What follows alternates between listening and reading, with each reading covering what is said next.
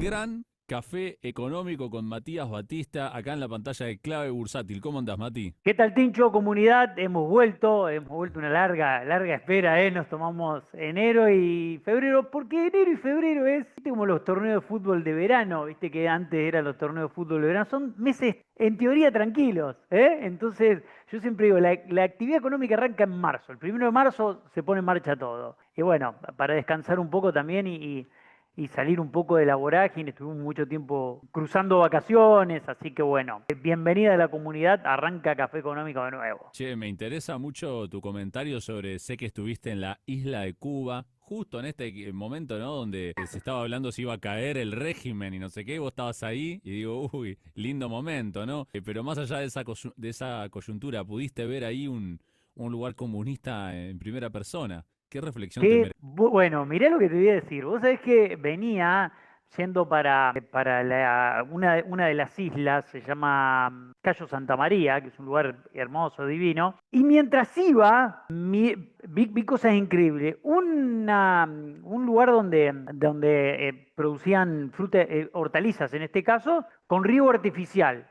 Y hacemos 300 metros y veo un tipo con un buey arando. Entonces digo, ese contraste me generó un impacto, digo, había muy poquito con riego artificial lo que vi, el resto era básicamente toda economía de subsistencia y iba pensando, ¿no? En el cole, mientras, porque nos llevaron a un cole que demoró como 6 horas, entonces como estaba medio aburrido, ¿viste? Me llevé un anotador y iba anotando cosas. ¿Y sabes qué es lo que noté de la isla de Cuba? Y en esto coincido plenamente con Milei, ¿por qué el comunismo no funciona? Porque no genera los incentivos que el capitalismo genera para el aumento de la producción y la productividad. Entonces, como no hay incentivos para aumentar la producción y la productividad, porque no hay un premio recompensa del otro lado, entonces la economía empieza a letargarse, empieza a quedarse, empieza a no evolucionar, a no tecnificarse, y hablando con los camareros del hotel, me decía el camarero, no, acá no conviene estudiar. Le digo, ¿por qué no conviene estudiar? Y porque mi mamá, que es doctora, con 30 años gana la mitad de lo que gano yo como camarero. Entonces, vos fíjate cuando los incentivos económicos no están alineados en pos del aumento de la productividad, cómo destruís producción y cómo terminás sumiéndote en la pobreza extrema, ¿no? Entonces, en ese sentido, reflexionaba mientras iba con el colectivo y decía, ¿cuánta verdad tiene el discurso de Milei de los incentivos? Hay un discurso en la ONU de Milei, yo suelo mirar mucho los discursos, sobre todo los técnicos de los presidentes, y me gusta mucho cuando él dice, los incentivos a la producción que provee el capitalismo han demostrado que es el mejor sistema posible dentro de las imperfecciones que tiene, y en eso estoy completamente de acuerdo. Yo no conocía Cuba y la verdad es que Cuba es realmente muy difícil la situación ahí, muy compleja, más allá de que yo la pasé bien, porque mira esto, ¿no? ¿Por qué la pasé bien? Porque me fui dos hoteles, uno en Varadero, otro en Gallo Santa María, que forman parte de una cadena multinacional que se llama Meliá y que cotiza en bolsa, la bolsa española es una cadena muy reconocida, y que claro, los incentivos a la producción ahí sí están puestos en qué, en el captar al turismo, y está toda la estructura de Cuba a disposición del turismo, incluso la estatal a disposición del turismo, para que no le falte combustible, para que te lleven de un lado al otro, porque entran las divisas. Entonces, fíjate cómo ahí, digamos, los hoteles te atendieron de 10, no te faltó nada y al resto de la población le faltaba de todo. Entonces, fíjate cómo los incentivos generan que de una u otra forma la estructura de la cadena de hoteles se garantizó que a los turistas no les falte nada. Y la verdad, no nos faltó nada. Lo debo reconocer, 10 días no nos faltó nada. Claro, bueno, che, ¿y es realmente más barato que otros países del Caribe, los precios internos o cómo es eso? Que, bueno, hay que ir en avión, ¿no? Eso para nosotros siempre vamos a tener ese precio primero, pero ¿te parece que es más barato ir ahí que ir a Miami, ponele que es cerca? Sí, primero, a ver, a todos les quiero decir algo. Vayan y conozcan las dos playas más importantes, las de Los Cayos y las de Varadero, que están en otro nivel con el resto de las playas de Caribe. Esto, sinceramente, son hermosas. Segundo lugar, te puede salir muy barato, pero te puede salir muy caro. ¿Por qué digo esto? Y siempre tienes que saber a dónde vas a ir. Entonces, por ahí te ofrecen lugares en donde la calidad de los hoteles son muy malas y te terminás yendo por X cantidad de dólares. Y decís, uy, mirá qué barato, me voy a Cuba. Y cuando llegaste allá, viste, te dan de comer pan, picadillo y manteca, viste. Sí, conozco gente que fue a lugares que le dieron de comer muy mal. Por eso depende mucho de los hoteles. es más barato que el resto de los lugares, es más barato. Por ahí lo compensás con más días, es decir, en vez de irme 8 días a otro lugar, me voy 10 a este lugar. Y te termina saliendo más o menos lo mismo, ¿viste? Si vas, insisto, a hoteles que, digamos, que vos sepas que funcionan bien en Cuba, porque no solamente el nombre y la marca funciona bien en tal o cual lugar, ¿viste? Te dicen, no, lo que pasa es que yo me voy a tal hotel. Ojo, porque por ahí ese hotel en Cuba funciona mal Claro. y el que funcione bien es otro. Entonces, esa particularidad la vi mucho ahí. Conozco gente que fue a hoteles muy reconocidos como los Iberostar y la verdad es que en Cuba no funcionan bien los Iberostar como otros hoteles. Entonces tenés que pegarla mucho con eso y para eso hay que hablar con un asesor que sepa, un agente turístico que haya estado ahí, que sepa, que conozca, etcétera. Bueno, Mati, después te tenés que hacer un video de tips y recomendaciones de Cuba. Sí, sí, sí, por favor. Sí, sí, sí, sí, absolutamente. Buen ron, buenos habanos. ¿Eh?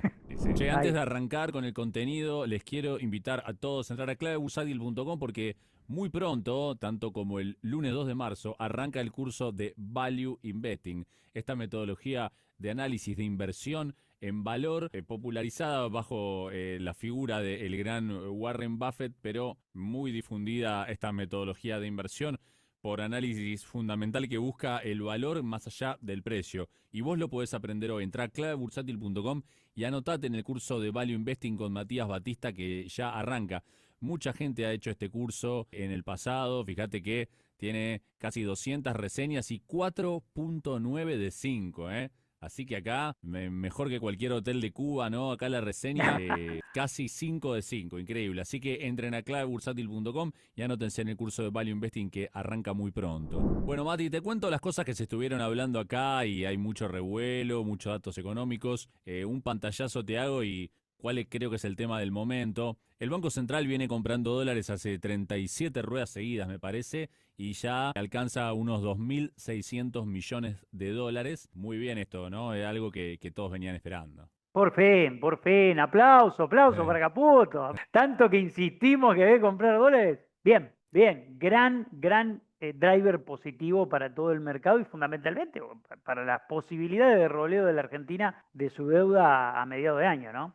Sí, más allá de materialmente el hecho, me parece muy importante que haya habido finalmente una convergencia del diagnóstico de todos, ¿viste? Entre el Sí. gobierno y todos los acreedores de Argentina, tanto los bonistas, los organismos multilaterales y la opinión de los analistas. Así que excelente esto y también supongo que están aprovechando la época de vacas gordas, porque en el 2027 es año electoral presidencial y va a hacer falta todo el blindaje posible en términos de reservas, que no creo que lleguemos con 20 puntos del PBI de reservas netas, pero bueno, no podemos llegar como estábamos en la elección legislativa anterior, en la elección presidencial, porque sería intransitable. No hay veces que te salve. Absolutamente, Sí. absolutamente, sí, sí, ahí no podés arriesgar lo que hiciste, de la forma en la que arriesgaste la elección pasada, llegando con reservas netas negativas y necesitando dos rescates consecutivos. Por lo tanto, me parece muy inteligente por parte del gobierno y un punto que vos decís que es nodal y vamos a volver a resaltarlo es la importancia de alinear los diagnósticos, ¿no? Porque si algo que se ha dado los últimos 2 años, pero fundamentalmente en el último año, no tanto en el primero, sino en el segundo de la gestión de Milei, es que el diagnóstico del gobierno iba en contra del diagnóstico de todo el mercado. Y cuando hablo de todo el mercado no eran los economistas, era todo el mercado diciendo una cosa y el gobierno diciendo otra completamente opuesta. Bueno, ahora se empiezan a alinear las expectativas, se empiezan a alinear los discursos, se empiezan a alinear los análisis y me parece que eso es muy importante como driver también. Sí, bueno, y en ese contexto los depósitos en dólares del sector privado en los bancos están en máximo histórico, cerca de los 40.000 millones de dólares.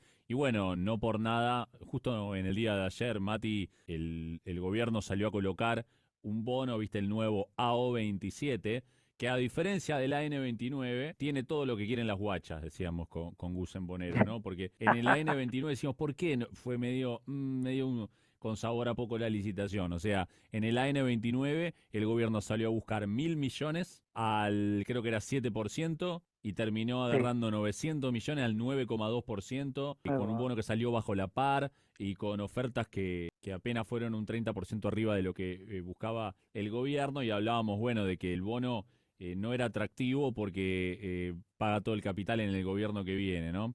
Y en este caso, el AO27 parece como que hicieron un focus group de inversores, de boneros. ¿Cómo te gusta un bono a vos? Y que venza en este gobierno, iban con la libretita anotando, que venza en este gobierno. Fíjate que al pie de la letra, vence el 27 de Sí, octubre, la última semana del mandato de Milei, vence. Va, el mandato cambia en sí, diciembre, sí. ¿no? Pero Esto cambia en semana de las diciembre. elecciones. Exacto, sí, sí, previo a las elecciones, por lo tanto, bueno, una muy buena lectura por parte del gobierno en ese Sí, es sentido, bueno. darle lo Queremos, que el mercado quiere. claro, quieren que venza en este mandato. Uy, pero es muy corto el plazo. Bueno, vamos hasta el último día del mandato, no sé, vamos, aprovechemos todo el mandato, listo. Después, muy argento, ¿no? Quiero que me pague interés muy seguido. Bueno, interés mensual. Eso, viste que Sí, todos están ese haciendo. driver ese driver es raro, ¿no? Porque no, yo desde que estoy en el mercado no había visto uno que pague interés mensual. Lo más cerquita que vi a esto es una Lete que pagaba trimestralmente Sí, y vencía sí. trimestralmente, no vencía un año. Por lo tanto hicieron un híbrido ahí entre una Lete y un Bopreal, podríamos decir. Sí, hubo un Bopreal ahí el primer año del gobierno que no tenía interés, sino que amortizaba en 12 cuotas, viste, iba devolviendo el capital en 12 cuotas. Ese Claro, sin Bopreal interés. estuvo Tenés razón. y bueno, lo más parecido que se me ocurre era eso. Y vos fijate, a diferencia de la N29, que el gobierno salió a ofrecer 150 millones y el mercado ofreció 900 millones, o sea, 6 veces de arriba de lo que el gobierno salió a buscar y encima el bono salió Muy bajo buena la jugada par. esa. Perdón, Eso salió es, sobre la digamos, par, en 100 con salió sobre la 45. par, exacto, salió sobre la par, algo llamativo, pero por las condiciones de emisión del bono que vos acabás de relatar de manera muy correcta, da para entender que, claro, generaron una oferta muy chiquitita, testearon el apetito del mercado, se dieron cuenta que el apetito del mercado era muy grande, de hecho hoy a las 1 de la tarde se arreglaba la segunda ronda de esto porque eran por 100 millones más, o se iban a testear, hay que ver hoy qué apetito había porque ya con la tasa revelada, ahí hay que ver, pero lo importante es que el gobierno pudo empezar una jugada de compresión de tasa, podríamos decir, un bono más, por un lado, muy importante para poder juntar 2.000 palos para pagar a mitad de año, pero al mismo tiempo una jugada muy importante para comprimir tasas, ¿no? Sí, así es. Y bueno, quedó bastante en evidencia la prima de riesgo político que hay en Argentina después de una elección, esa incógnita de que el péndulo pueda volver para el lado contrario, recordando los episodios traumáticos del 13 de agosto del 2019 y otros. Bueno, hay una prima de riesgo importante a partir de una elección. Y bueno, acá se vio claramente. Otro dato muy importante que acaba de salir la semana pasada, el 19 de febrero, intercambio comercial y un saldo favorable de casi 2.000 millones en enero, ¿no? De exportaciones menos importaciones. Y fíjate que es un salto grande de las Expo y una caída grande de las Impo. Un saldo de 2.000 millones casi en un mes, que si vos lo ves en este gráfico de Equilibra, es el mejor enero de saldo exportador de los últimos 26 años, por lo menos y por lejos, ¿no? Y Es además, vos fíjate impactante. que lo energético no es lo más representativo. No, ahí estuvo el trigo. Sí, Ahí estuvo el trigo, la gran liquidación de trigo que ha sido histórica, que se frenó en diciembre, porque aquí hay que decirle a la gente que se revirtieron las estacionalidades. Nosotros teníamos todo en mente que en diciembre iba a ser un mes tranquilo con el dólar y en enero podías tener algún tipo de tensión fruto del turismo y de que ya se agotaba la liquidación de trigo, pero entre fines de noviembre o mediados de noviembre y todo diciembre hubo una pelea muy grande entre el gobierno y el mercado para ver si se recalibraban las bandas de flotación y eso hizo que todo se posponga hasta enero y ahí entraron todas las obligaciones negociables, entró todo el flujo que le permitió al gobierno tender un puente que a principio pensábamos que podía ser medio flojo, pero después terminó siendo muy contundente hacia la cosecha, ¿no? Que es la que viene a partir de abril, ¿no? así es, el frente externo viene bien, el precio de la soja viene subiendo, está un 12% arriba en lo que va del año, el precio del petróleo está un 25% arriba en lo que va del año, muy bueno para Argentina. Eso también, los minerales también han subido, obviamente, metales preciosos, pero cobre también ha subido, así que todo eso positivo para la Argentina en el frente externo. Y venía medio aflojando los rendimientos, la pronóstico de rendimiento de la Bolsa de Rosario para la cosecha gruesa, pero especialmente en el sur de Santa Fe, Mati, pero viste que hace unos 10 días hubo fuertes tormentas con algunos granizos que rompieron, viste, algunos lugares, pero parece que en general, yo vi ahí el gráfico de la Bolsa de Rosario, mejoró el pronóstico del rendimiento, como que rebotó, Sí, ¿no? sí, Sí. porque en diciembre, fines de diciembre, primeros 15 días de enero, con la sequía importante que hubo en enero, hubo una caída muy fuerte de las precipitaciones y lo que ocurrió fue que tanto maíz como soja, no digo que estaban en riesgo, pero sí la Bolsa de Cereales de Rosario había recortado casi un 15% el volumen exportador que la Argentina iba a lograr, el volumen de cosecha que la Argentina iba a lograr. Y ahora, bueno, las fuertes precipitaciones de febrero, que la verdad que cayó muy buena agua, muy buena cantidad de agua, permitieron recomponer un poco ese margen. Así que vendrá bien, seguirá bien el frente Sí. externo, ¿no? Probablemente ahora la cosecha gruesa. Otro dato importante, salió el EMAE y vos fijate que está en máximo histórico. Acá lo Máximo tenemos histórico. con gráfico de Fernando Marul, los puntitos verdes son los cambios de gobierno, ¿no? Pero bueno, ahí Este lo no lo había tenemos. visto, Sí, no lo había EMAE en visto. máximo histórico y arrojó finalmente el PBI un crecimiento creo que de 3,5% para que fue el año 2025. Exacto, sí, cerramos un 2025 muy bueno con relación a 2024, empujados obviamente por energía, por minerales y por campo y Eh, por sector financiero también, Acá ¿no? está. Mira, Ahí esta está. tabla está muy buena de Romano, seguramente hecha por Salvador Vitelli. La actividad económica por sectores, ¿no? En 2025. Y es muy elocuente. Vos fijate, ¿no? Sí, Ganadores y perdedores. La variación de la actividad, del crecimiento de estas actividades. 32% creció agricultura y ganadería. Tremendo, ¿no? Pesca, sí, 18%. Intermediación financiera, electricidad, gas y agua, los servicios públicos, explotación de minas y canteras, bueno, los impuestos, y ahí transporte y comunicaciones más empiezan a ponerse ya abajo de 2% variación, prácticamente sin variación. sí, tirando para abajo el Sí, índice.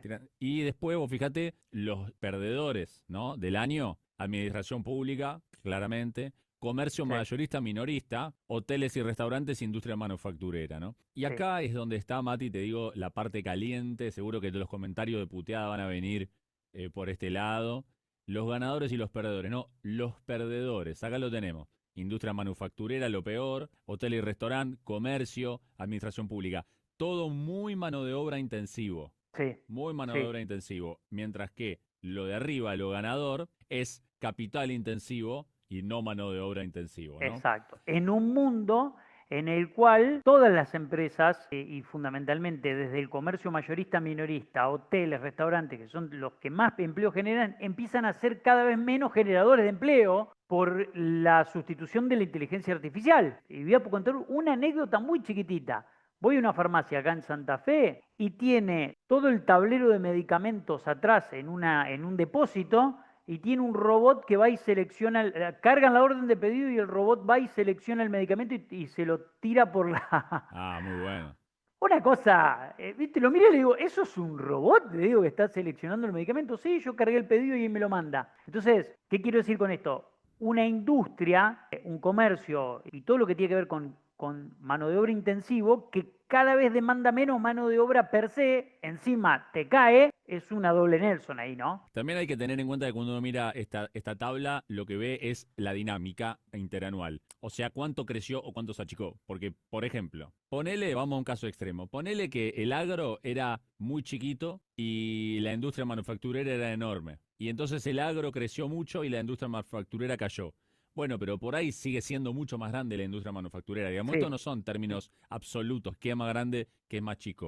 O sea, el agro creció y la industria se redujo. Pero hay que ver cuánto más pueden crecer los sectores ganadores de este modelo y cuánto tienen por crecer, pensando en cuánto pueden absorber del empleo de manera directa o indirecta, también por la agricultura, pesca, intermediación financiera, servicios públicos, minas y cantera, etcétera, qué proveedores y qué otras cuestiones tienen alrededor Viste, el gobierno hace mucho énfasis en esto. El otro día escuchaba a Fotorno que hablaba de una empresa de catering que tiene 10.000 empleados porque da catering en las minas, ¿no? De no sé si en Catamarca, viste, y las distintas empresas que pululan en torno a los negocios de estas otras empresas extractivas. Pero bueno, acá es donde creo que está la arena más caliente, ¿no? Y estuvo el caso del cierre de FATE y De hay Fate, tantos otros claro. cierres de otras cosas. Y bueno, la pregunta de cuánto va a tardar y si es que va a pasar que estos sectores pujantes, de manera directa o indirecta,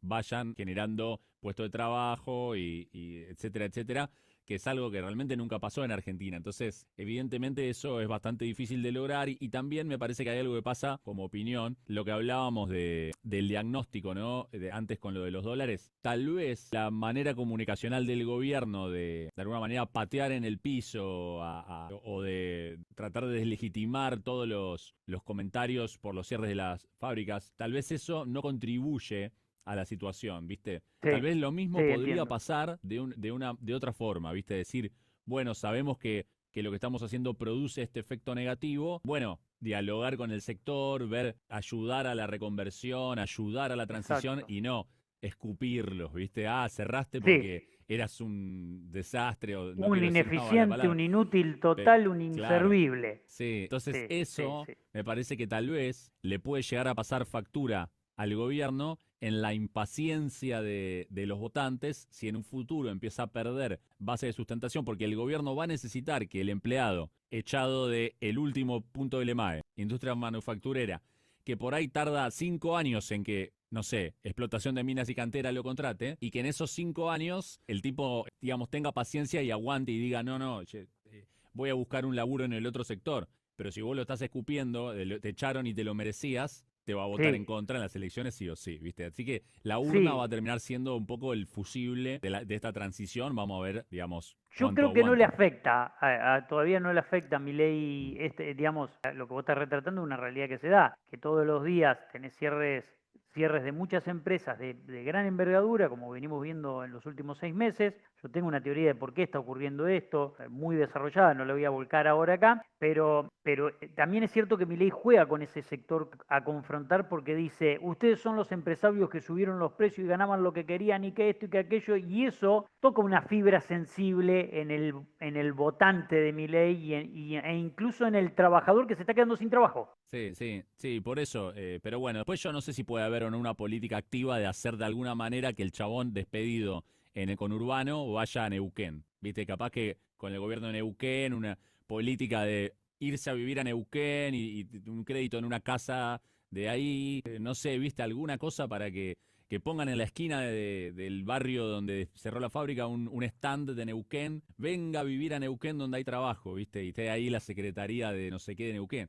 No sé si se puede acelerar de alguna manera eso o si tiene sentido, pero bueno. Sí, sí, la verdad es que ahí es la gran discusión, ahí es la gran discusión. Yo creo que no, que estos sectores no están preparados para absorber un nivel de desarrollo económico en materia de proveedores que permita recomponer o reconfigurar todo el tablero económico como el gobierno dice que podría ocurrir. Y me parece que también la ausencia del Estado es parte de una bandera del gobierno. Entonces, no lo veo el gobierno tratando de pujar en ese sentido, diciendo, bueno, la presencia del Estado puede articular un gradualismo para que puedas transicionar de un lugar a otro. Bueno, me parece que ahí esa va a ser la gran discusión de acá en adelante con el gobierno de Milei, ¿no? La idea que ya muchas veces la hemos visto es ahora hay que pasar, la vamos a pasar mal transitoriamente porque vamos hacia una transición hacia algo mejor, entonces ahora tiene este trago amargo. Pero si yo te digo a vos que hagas ese esfuerzo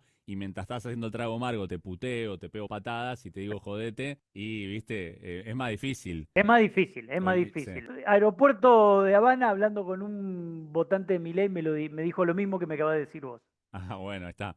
Ahí está, pero bueno, Sí. veremos. Por ahí después, viste, ya llegado a las elecciones, ahí se puede ver un poco más de este tipo de cosas. Bien, Tincho, nosotros el año pasado hablábamos del trilema de lo imposible, ¿no? E insistimos mucho con esto, tanto en las redes como en Café Económico, que el trilema era acumular reservas con la baja del riesgo país, con el esquema cambiario que el gobierno tenía y con el plan monetario que quería llevar adelante, que era el plan monetario con el famoso punto Anker, ¿no? El gobierno tenía en mente dentro de lo que es este plan monetario, el punto Anker, ¿no? Bien. Entonces, el gobierno lo que quería era monetizar la economía, pero si monetizaba la economía acumulando reservas, volcaba pesos al mercado, eso le iba a presionar el tipo de cambio, le iba a modificar, le iba a sacar el dólar de la banda de flotación y eso le generaba un problema muy difícil. Y si no acumulaba reservas, no podía bajar el riesgo país. ¿Qué hizo el gobierno? Le encontró la vuelta a este esquema, modificando primero las bandas cambiarias, no como el mercado esperaba, modificándolas, ajustándolas por inflación, como hizo el gobierno por la inflación pasada, pero tomó una decisión muy importante que es abandonar el famoso punto Anker o plan monetario. Lo que nosotros venimos viendo en lo que va del año es que el Banco Central, el Tesoro compra dólares vía algún tipo de acuerdo con empresas que colocaron obligaciones negociables. El Banco Central compra dólares vía emisión de pesos, pero al mismo tiempo saca pesos del mercado en cada licitación, que no era la idea que tenía el gobierno. La idea era bajemos la tasa de interés, porque no nos olvidemos que la tasa de interés es un precio determinante en la economía del resto de los precios y fundamentalmente un termómetro grande para el nivel de actividad y para todo esto que estamos diciendo que le ocurre a las empresas, ¿no? Entonces, si tenés la tasa de interés, el costo, pues me van a decir, bueno, pero la tasa de interés en el plazo fijo no está alta. No, andá, pegate una vuelta y fíjate cuánto te sale descontar una cartera de cheques, mercado blanco, mercado negro, y fíjate cuál es el costo financiero total para financiarte. Entonces, como el financiamiento está muy caro en la Argentina y muy caro por arriba de la inflación y muy caro en dólares, si lo considerás un dólar planchado que se mueve relativamente poco y una tasa de interés que es agresiva, bueno, estás con una tasa de interés en dólares que en algunos momentos puede llegar a ser del 30, 40, 25, 50, dependiendo cómo calces el crédito. Consecuencia, el gobierno decidió, bueno, para acumular reservas y bajar el riesgo país, que es algo que me pide el mercado, soltamos el plan monetario. Y el plan monetario tendrá que esperar. ¿Cómo está la cosa hoy en nuestro famoso hoja de ruta, tablero? Superávit bien, inflación mal, y ahora vamos a hacer hincapié en eso. Yo voy a relatar estos 12 indicadores y después vamos a poner la lupa en algunos. Reservas bien, algo que estaba muy mal el año pasado. Superávit comercial bien. Emisión cero, está en negativa la emisión, están sacando pesos del mercado. Por lo tanto, eso no es bueno. La Argentina necesita, la economía necesita monetizarse y el gobierno está sacando pesos del mercado. ¿Y eso qué hace? Dispara la tasa de interés. Riesgo país ubicándose ya en la zona verde, que sería la zona de roleo. Estamos ahí en las puertas. Crecimiento económico yo lo pongo en rojo. ¿Por qué? Porque si bien el dato estadístico le da bien al gobierno y le da bien a la economía, el dato real, cuando vos miras los sectores que son los grandes generadores de empleo, hay una dicotomía muy grande y esa heterogeneidad es un punto que es el punto de discrepancia que nosotros estábamos mencionando. Tipo de cambio, lo pongo en rojo. ¿Por qué? Porque empieza otra vez, seguramente en unos meses, si la inflación sigue corriendo a esta velocidad y el dólar queda clavado, otra vez empiezan las discusiones de otrora, ¿no? Ese tipo de cambio es representativo, ese tipo de cambio es real. Salida del cepo, el gobierno está tratando de buscar la vuelta para ir mostrando señales de una salida del cepo, pero todavía seguimos frío. Yo me acuerdo cuando arrancó el gobierno de Milei, decíamos, ¿por qué Argentina saldría rápido del cepo? ¿O por qué podríamos salir del cepo? Si es un problema que viene atravesando ya 4 gobiernos seguidos de distintos colores políticos y ahora el de gobierno de Javier Milei, y en los últimos 16 años solamente no tuvimos cepo en el gobierno de Macri porque lo suplimos con deuda y después eso tuvimos que ir para atrás y tuvimos un quilombo de hostias con eso. Bueno, no nos equivocamos con esto, el cepo es un tema y me parece que hay una historia del huevo y la gallina ahí, si van a venir las inversiones, si salida del cepo, si eso ocurre antes del 2027, etcétera. Inversiones todavía paralizadas, no hay un gran éxito del RIGI, que ha sido uno de los grandes pilares que el gobierno ha vendido y de los cuales depende mucho de la inversión, la economía, depende fundamentalmente de la inversión para recuperar. El gobierno está alineando las expectativas, algo que decíamos que el año pasado las tenía en roja, hoy las está alineando y la tasa de interés está muy alta. ¿Qué remarco yo de esto? Acá pongo la lupa. En inflación, reservas, emisión, riesgo país, tipo de cambio y tasa de interés. ¿Por qué pongo el ojo en estos factores? Porque en el primer trimestre la inflación fue el dato que rompió y empieza a socavar los cimientos del plan económico, no del plan financiero, podríamos decirlo de esta manera. ¿Por qué? Porque el fuerte salto de la inflación que tuvimos en los últimos 3 meses, acelerándose y generando una preocupación muy importante, obligó al gobierno a reconfigurar todo el tablero, a subir la tasa de interés, auspiciar un carry trade para poder comprar reservas y que no se le vuelva a subir la inflación, a tratar de sacar pesos del mercado y dejar frisado el punto anker, y todo esto trajo también como consecuencia que el tipo de cambio caiga 3% en el 2026. Mi pregunta es, cada punto de inflación que crece con un dólar estable es inflación en dólares que tiene la Argentina. Si asumimos que en el primer trimestre el dólar queda igual que como arrancó el año y tenemos una inflación de 8.5,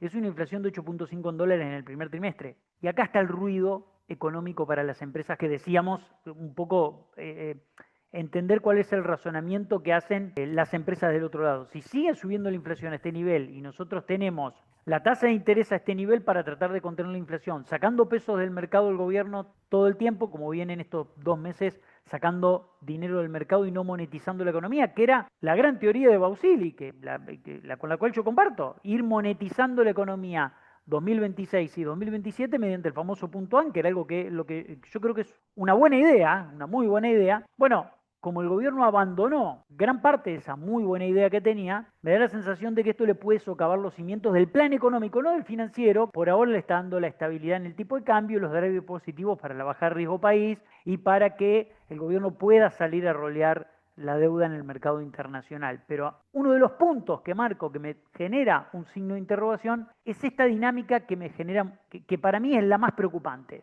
Tasa de interés y tasa de inflación creciendo a una velocidad y profundizando una apreciación real del peso, que nosotros todos sabemos después cómo termina eso, ¿no? Con una corrección en algún momento y con una vuelta del proceso inflacionario arrancando de nuevo. Entonces me parece que el gobierno seguramente está tomando nota de esto y tiene que tener en cuenta que no hay que enamorarse de los momentos cíclicos en donde las cosas te salen bien, son momentos para reflexionar y ver por dónde pueden ir saliendo algunas cosas mal para ir corrigiéndolas a tiempo y no que te termine pasando lo del año pasado, ¿no? Así es, y me parece muy interesante cómo el gobierno logró conjugar lo que ellos venían tratando de hacer con lo que le pedía el mercado, porque el mercado le decía Exacto. compra dólares y ellos decían no, si compro dólares hago subir el precio y encima emito pesos. Entonces, a partir del cambio de esquema, o fíjate que compran los dólares, emiten los pesos, pero después reabsorben los pesos por el tesoro y entonces hacen las dos cosas que querían y fíjate que obtienen el resultado deseado porque acumulan reservas, baja el riesgo país que logró llegar hasta 480, ahora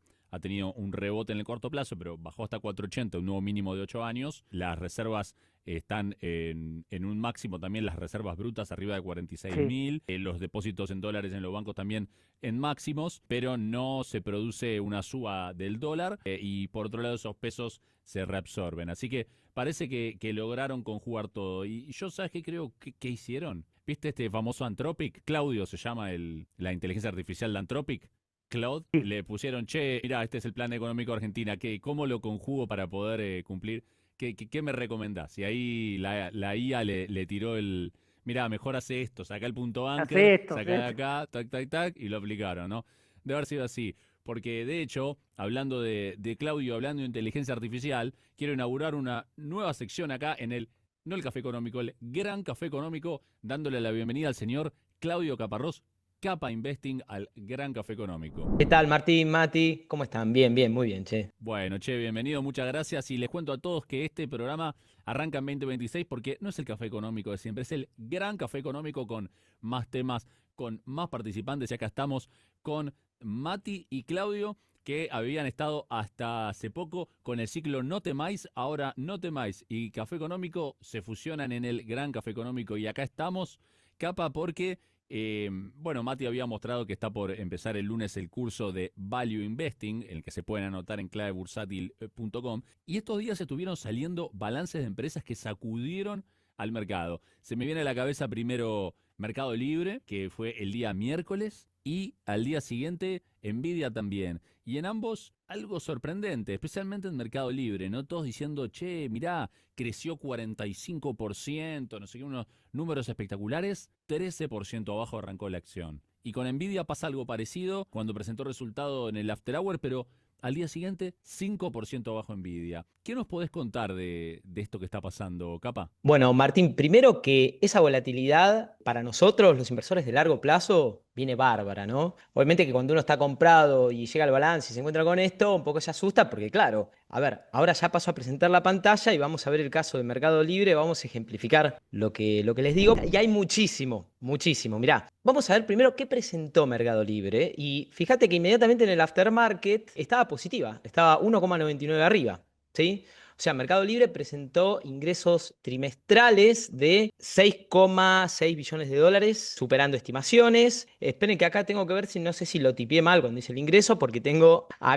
ingresos netos de 8,8 billones de dólares, también por encima, ¿no? 45% el crecimiento de manera anualizada, es decir, comparando el cuarto Q de 2024. Los beneficios por acción también. Bueno, vamos a ver qué presentó Mercado Libre y por qué al otro día, lo que decía Martín, llegó a desplomarse, si bien cerró un menos 8%, hoy también durante el día jueves sigue la caída. Y ahí es donde empieza, che, si tenemos una oportunidad de inversión o no. Porque la verdad que todos conocen Mercado Libre, ven estos crecimientos. Ahora vamos a ver el segmento de e-commerce y el de fintech, cómo han ido creciendo este trimestre. Y también da mucho que hablar, Martín, porque es el cuarto trimestre para muchísimas empresas, para la mayoría. Entonces también cierran el año fiscal y dan perspectivas para lo que van a hacer este año. Entonces, ahí es donde también puede haber volatilidad, porque además de los números, después está el earning call, y en el earning call los CEOs, los CFOs, los directores financieros van dando previsiones, y bueno, y ahí se genera un poco la volatilidad. Pero en principio, 8,8 billones de dólares para el trimestre, con la parte de e-commerce, ¿sí? Que tuvo ingresos por 5 billones de dólares, creciendo un 40%. Después, muy rápidamente, vamos a ver algunos números, porque vemos en lo que es Mercado Libre creció 32%, Mercado Envíos 71%, y acá vamos a hacer hincapié, vamos a dejar un pin ahí en Mercado Envíos porque va a dar que hablar un poquito más. Lo mismo que Mercado Pago, ¿no? Que sigue creciendo. Este trimestre los ingresos para Mercado Pago fueron de 1,8 billones de dólares, 33% de mercado de crecimiento de manera anualizada. Lo que es FinTech también creció un 51%, 3,8 billones de dólares. Y Mercado Crédito, que está creciendo muchísimo, creció de manera anualizada un 77%. Ahora nos vamos a meter, pero ¿qué fue lo que primero Hasta ahí, pasó? impecable. Claro, Hasta ahí, hasta ahí impecable. Impecable. crecimientos, sí, Mati, y es más, si vos ves los crecimientos, mira esto. Esto es trimestral, ¿sí? Para Mercado Libre. Fíjate lo que es este crecimiento, es exponencial, Ah, es ¿sí? exponencial. En 2020 lo vamos a mostrar de manera anual, igualmente, ¿no? Pero Bastante. estabas por debajo del billón de dólares y hoy estás en 8,8 en un trimestre. De manera anualizada, Uy, lo voy a poner acá. Sí, es un U porque en estos 10 años los ingresos de Mercado Libre crecieron de 651 millones de dólares a 28.893 millones de dólares. Es un crecimiento en ingresos anual y compuesto de un 46%. ¿Sí? Imagínate ah, abrir tu increíble. negocio y que en 10 años el crecimiento anual y compuesto sea de un 46%. O Y que sea, después de eso estés creciendo al 45% interanual. sí, sí, es una maquinita, es un tren. Y vos sabés Tren. que yo los estaba escuchando anteriormente, que habías hablado de que había sido una farmacia y que un robot te había dado el medicamento. Bueno, un punto, ¿no? Porque esta empresa no para de invertir, ¿sí? Yo tengo flechitas acá para todos lados, pero vamos a hacer un poquito un resumen. Después, en otros programas de clave, nos vamos a meter en profundidad. Claro, lo negativo que es que si vemos un poco en el corto o mediano plazo, tenemos costos, ¿no? Para cumplir. ¿Y por qué yo te dije lo de la farmacia recién? Porque Mercado Libre también está invirtiendo en inteligencia artificial, pero no solo en la parte de Mercado Libre y si subís en tu producto te mejora la calidad de la imagen o dan mejores sugerencias, ¿no? Si vos, por ejemplo, a las personas que les gusta jugar tenis, pádel, cuando entra a Mercado Libre, busca, no sé, voy a buscar una pelota. Si tus compras vienen siendo de determinado deporte con un perfil, te va a buscar pelotas de tenis, no pelotas de fútbol o de Claro. ping pong, ¿viste? Y para eso Entonces, hay que invertir. hay que invertir costos tanto para los bienes como otros costos operativos que puede tener también en investigación y desarrollo y de marketing. Pero algo más, ¿sí? Así somos los value investor cuando analizamos una empresa, vamos más allá de los números. En octubre de 2025 lanzó Mercado Pago Assistant, ¿sí? Una herramienta de inteligencia artificial. Se testeó en este último trimestre, en el cuarto Q. Recibió 9 millones de consultas y respondió correctamente, es decir, resolvió el 90%, ¿sí? De esas 9 millones de consultas sin intervención humana. Qué va. Entonces, por un lado, si vos pones un producto más genérico y se ajusta a tu perfil la búsqueda, vos lo vas a comprar más rápido. Y por otro lado, si tenés que hacer pago y necesitas asistencias, la respuesta va a ser mucho más rápida, no estás esperando un operador ni nada, ¿no?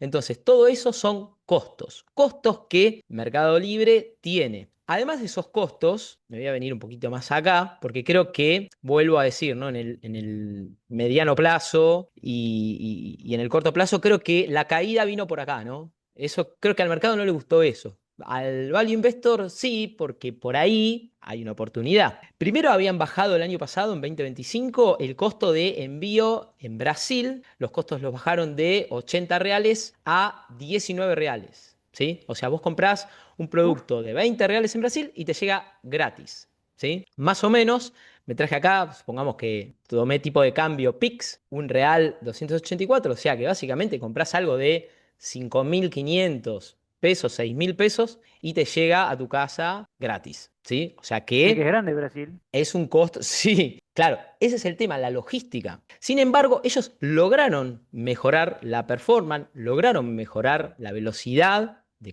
la cobertura, la escalabilidad, porque también pueden mandar más productos, vamos a decir un código postal que vos ya enviabas uno, ¿sí? Suponete que Claro, los centros logísticos centralizan todo. claro. Por- Entonces, ¿hoy qué le pasa? La gran mayoría de los pedidos califican para envío gratis y bueno, lo quieren hacer mucho más rápido, así que el 75% de los envíos se entregan en menos de 48 horas en Brasil. Acá en Argentina, algunos vos comprás a la mañana y te llega a la tarde. Sí, impresionante cómo mejoró incluso el interior del país, ¿viste? El parámetro, yo estoy en Santa Fe, ¿viste? El parámetro es importante y no estoy en Rosario o en Santa Fe capital, que digamos están los centros logísticos de distribución de todos. No, estoy a 50 kilómetros de Santa Fe, en un pueblito chiquitito y llega rápido, muy rápido. La verdad que ha mejorado muchísimo eso.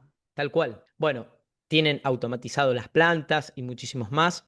Yo voy a pasar un poquito más rápido, los tiempos acá son tiranos, pero básicamente, a pesar de la cantidad de envíos que hizo, le permite también reducir costos por lo que es economías de escala, ¿no? O sea, los costos unitarios de un envío, además, bajaron un 11% en Brasil durante el último trimestre de 2025 y también hubo mejoras en lo que es México, Chile y Colombia. ¿Dónde más invierte Mercado Libre? ¿Sí? Después vamos a retomar un poquito los números, pero quise llegar a los ingresos, a los costos, después vamos a llegar al ingreso neto. Se amplía el inventario que viene de China. Básicamente culminó la apertura de un centro de distribución en China en diciembre y ya se realizan envíos a los 5 mercados principales, ¿sí? O sea, China, Latinoamérica van a tener un data warehouse, llamémoslo, en China y bueno, se suma la logística. Yo digo, también puede llegar a ser una expansión futura quizás para Mercado Libre, para otras regiones, ¿no? Mucho más adelante. Hoy se están queriendo expandir, obviamente, en Brasil, en México, en todo lo que es Latinoamérica, pero uno ve que, bueno, estás en Asia y tenés Europa cerca también. Quizás el día de mañana, algunos años más adelante, pueda expandir operaciones ahí, Mercado Libre, pero bueno, una competencia para las plataformas como Temu y Shein, que son las que están hoy un poco de moda, podemos decir, en Argentina, ¿no? Eso es lo que es inversión para lo que es Mercado Libre y Mercado Envíos. Y tenemos el crecimiento de lo que es Fintech, que tiene también muchísimo más para crecer. ¿Sí? Pero obviamente que hay que aportar capital. Vos fíjate este dato. Hoy leía la carta y lo marqué. Perdón, Tincho, si te lo hago un poquito más largo. Pero la verdad que es importante. Mirá este dato. Vos sabés que las tarjetas de crédito en lo que es México y en Argentina, solamente el 20% de los mexicanos poseen una tarjeta de crédito y en Argentina es un 40%, ¿sí? O sea que hay mucha gente que, el 80% en México, 60% en Argentina, que queda fuera de este ecosistema. Entonces, Mercado Libre con el lanzamiento de su tarjeta de crédito, que te llega también al toque y Al que la podés toque. usar, sí, siendo muchas personas que quizás tienen alguna changa o algún negocio, ¿viste? Quizás un poquito más informal, pero reciben pagos con Mercado Pago, pueden sacar su tarjeta de crédito. Bueno, hoy es gratuita, hoy 3 cuotas sin interés, todo eso es un costo que en Mercado Libre viene, Absorbe. claro, viene afrontando, ¿sí?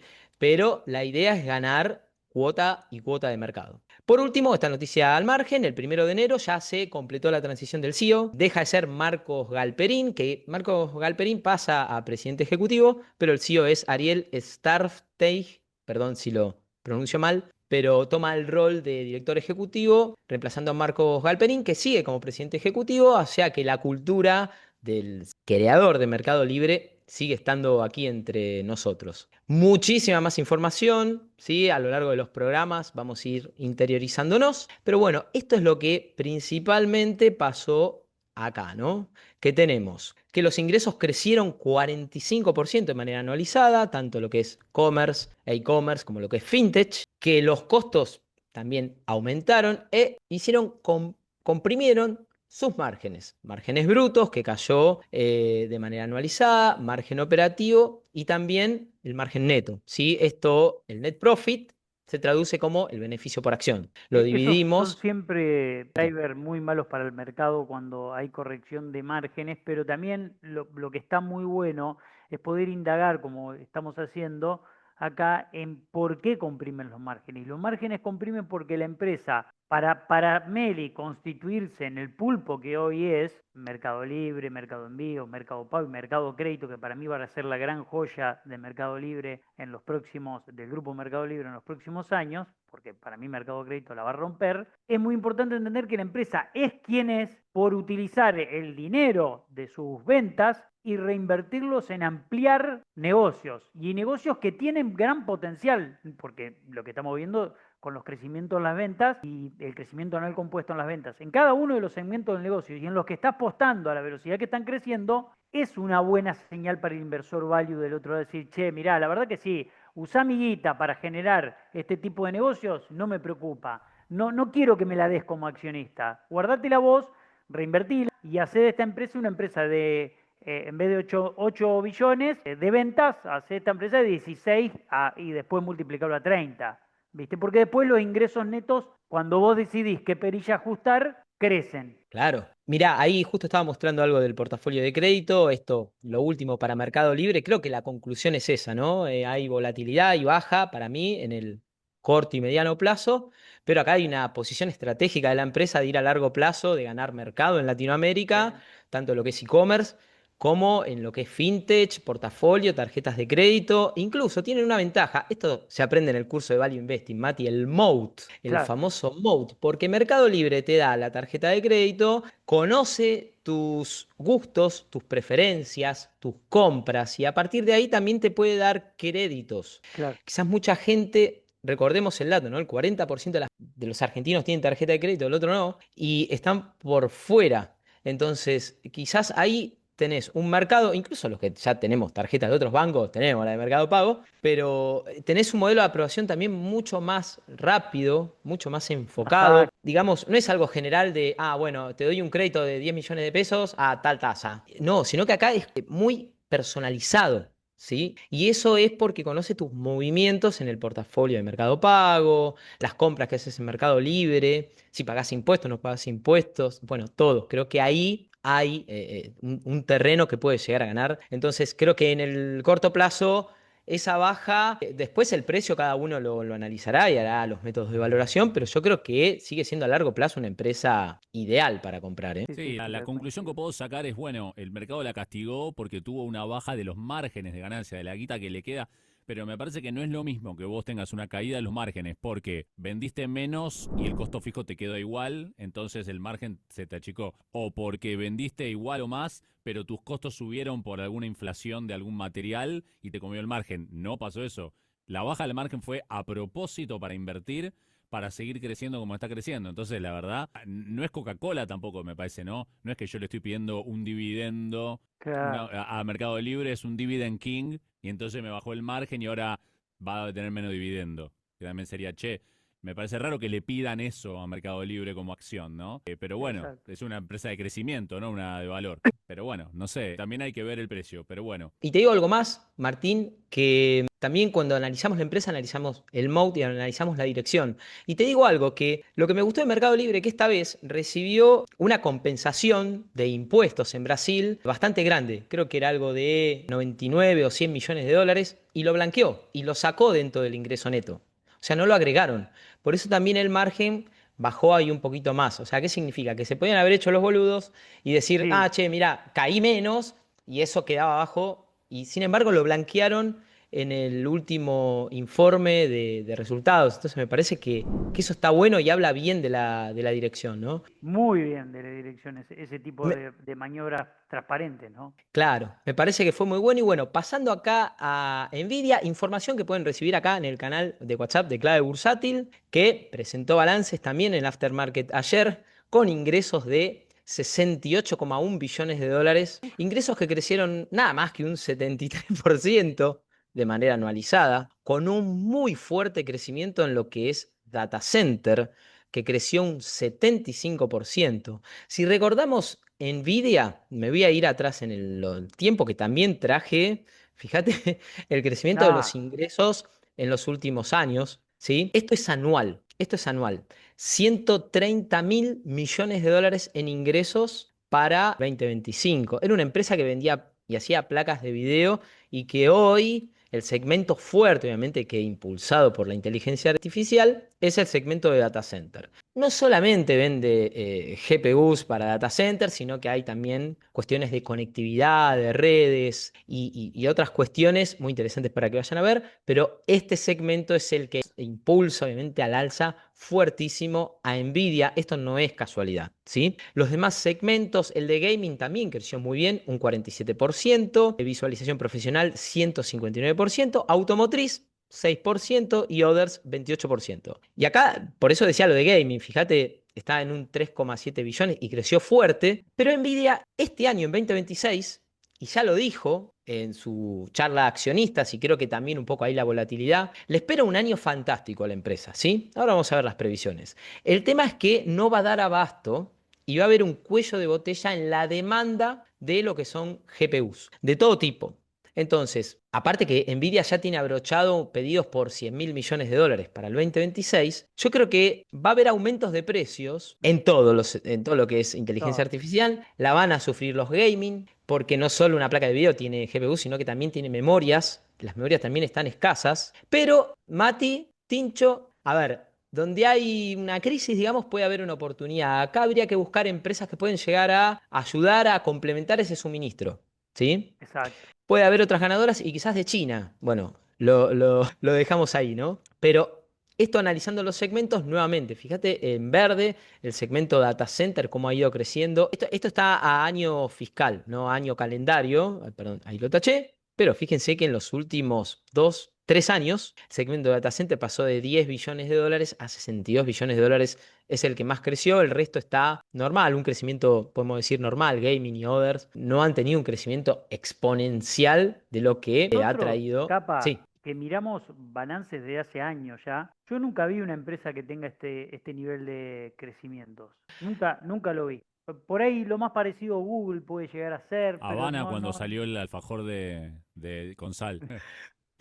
no solo eso, Mati, mirá los márgenes. No lo No, quería pasar para hacerlo, pero mirá los obsceno. márgenes. Nvidia, que es fabrica, no tiene sus propias fábricas, o sea, los diseña los componentes, los GPUs. Sin embargo, fíjate, tiene un margen bruto de un 75%. Y esto es típico de más una empresa de software, Eso empresa que te iba a hace decir, sí. software como servicio, que como un fabricante de Están, placas. eso está claro que están recontra inflados los precios ahí. Y Deben sí, ser el por margen eso. operativo también, Ah, 65%, y el margen neto, 63%. Que además no solo le va bien con todo lo que es ganancia operativa, sino que también tuvo ganancias por inversiones, en acciones. ¿Se acuerdan que Nvidia había comprado una participación importante en Intel? Bueno, tuvo ganancias de 5,6 billones de dólares y ingresos por intereses que son mínimos. Por eso está ese other que lo pueden ver acá. Pero no, es increíble. Eso también habla muy bien del mode, de la visión de la empresa. Que si vemos un poquito su hoja de balance y su cash flow, acá me puse en modo Warren Buffett, que le gusta ver, principalmente él dijo la hoja de balances. Y sí, tienen efectivos y equivalentes por 62,6 billones de dólares al cierre de este periodo fiscal. Que nada, tiene, a ver, inventarios por 21,4 billones. Que aparte las cuentas por cobrar, fíjate que las cobran a 51 días en promedio. ¿sí? Tienen cuentas por cobrar de 38,5 billones y las cobran, la verdad que a mí me parece que bastante bien, bastante rápido. Y Sí, que sí. esto es lo que te decía, ¿no? Se comprometieron a cumplir con pedidos por Claro. 95,2 billones de dólares. No, es una locura. Si ves el cash flow también, el efectivo que le queda netamente de sus actividades operativas, 36,2 billones. Y encima recompra acciones y está pagando dividendos. En el año fiscal 2026, la recompra de acciones fue de 40 billones de dólares y el pago de dividendos un poquito menor, ¿no? Pero en total devolvió 41,1 billones, o sea, 41.100 millones de dólares a los accionistas. Es muchísimo, 21 billones, 40 billones de compra de recompra de acciones. Es mucha guita, ¿ah? Sí, Es sí, mucha sí. guita. Las empresas más consolidadas como Apple te compran 90.000 millones, pero muy pocas te compran ese nivel, esa escala. ¿Ah? Acá, hasta acá todo bien. Creo que el mercado estimaba esos números. Son una locura, pero bueno, la empresa también te da las previsiones y te lo cumple. Yo creo que acá un poco la volatilidad está bastante volátil el mercado también por el caso Trump, que las tarifas, que te lo apruebo, que no se lo aprobaron finalmente y la subió de un 10 a un 15. Bueno, hay que ver un poco también el contexto. Pero, ¿qué va a hacer para este 2026? Y mira, los ingresos esperan que de manera anualizada crezcan un 76,8%. ¿Sí? Y además no están contando con todo lo que le van a vender a China. Eso lo sacaron de las previsiones. O sea que esto es sin la venta a China, que tienen un mercado muy, muy grande en China. Pero sería para el primer trimestre que viene la próxima presentación de balances. Ingresos de 78 billones, un crecimiento de manera anualizada sí, de 76,8%. A ver, vamos a concluir acá. Lo que le va a mover la aguja a Nvidia y al precio de las acciones para mí este año va a ser el gasto de capital Sí. que hagan empresas como Meta, empresas como Google, AWS, porque son las que le demandan los procesadores. ¿Sí? Más adelante voy a pasar porque no llegué a hacer, estoy haciendo un informe rápido de cuáles son las empresas, pues tenés que hacer investigativo, en general no te lo llegan a dar en los informes de balance, cuáles son las empresas que tienen negocios. Pero creo que el gasto de capital muy fuerte que va a ser Microsoft, que va a ser Google, como dijimos, y los data centers que se van a implementar, que demanda recursos de data center de Nvidia, creo que ahí va a ser el factor que va a hacer que Nvidia tenga un excepcional año, como tuvo en 2025, este 2026. ¿Sí? O sea, tuvo un gran año. Ahora vamos a ver qué hacen los clientes si realmente ese gasto de capital, viste que Microsoft también presentó balance, Google, y cuando mostraban el gasto de CAPEX que iban a hacer la infraestructura, el mercado medio no le gustó y Sí, la porque pinchó.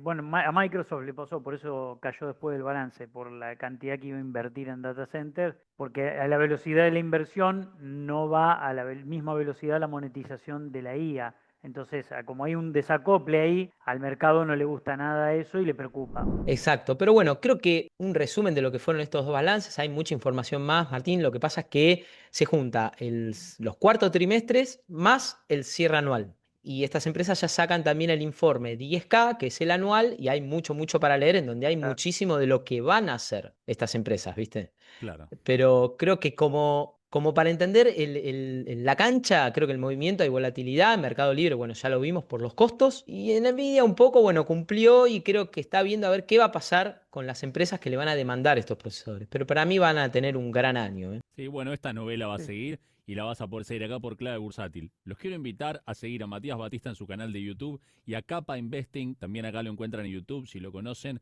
búsquenlo y síganlo también en las redes, en X para más información de análisis fundamental. Y bueno, amigos, pongan un me gusta a este video si les gustó y recuerden que en clavebursátil.com se pueden anotar en el curso de Value Investing con Matías Batista que arranca muy pronto. Lo encontrás en clavebursátil.com. Capa, Mati, muchísimas gracias y nos vemos pronto acá en otra edición del Gran Café Económico. Abrazo Tincho, abrazo comunidad. Chau, Chao, chau. gracias.